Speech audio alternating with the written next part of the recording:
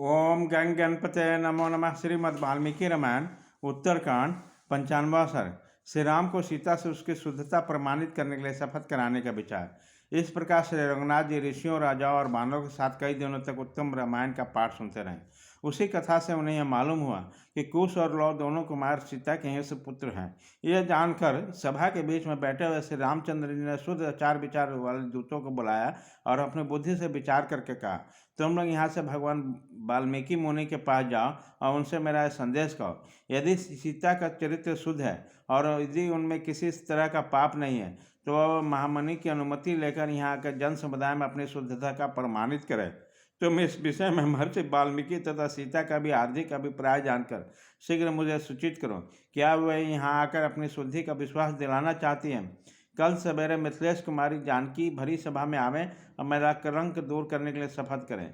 श्री रघुनाथ जी का अत्यंत अद्भुत वचन सुनकर दूत उस बाड़े में गए जहाँ मुनि और वाल्मीकि विराजमान थे।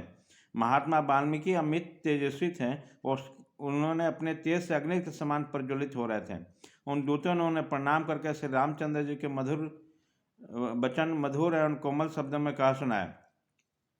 उन दूतों की बात सुनकर और श्री राम के हार्दिक अभिप्राय को सुनकर वो महातेजस्वी मुनि इस प्रकार बोले, ऐसा ही होगा, तुम लोग का भला हो। श्री रघुनाथ जी जो आज्ञा देते हैं वो सीता वही करेगी, क्योंकि पति स्त्री के लिए देवता है। मुनि के ऐसा कहने पर उन राजदूत महातेजस्वी श्री रघुनाथ जी के पास लौट आए और उन्होंने मुनि की कही हुई सारी बातें जो कि तो कह सुनाई।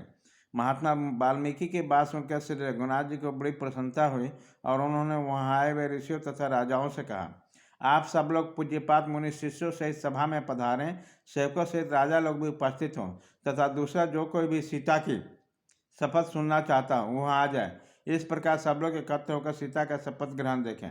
महात्मा राघवेंद्र का यह वचन सुनकर समस्त महर्षियों के मुख से महान साधुवाद की ध्वनि गूंज उठी।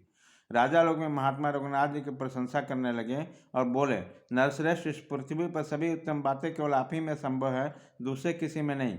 इसी प्रकार दूसरे दिन सीता के शपथ लेने का निश्चय करके शत्रुसूदन से राम ने उन सबको विदा कर दिया।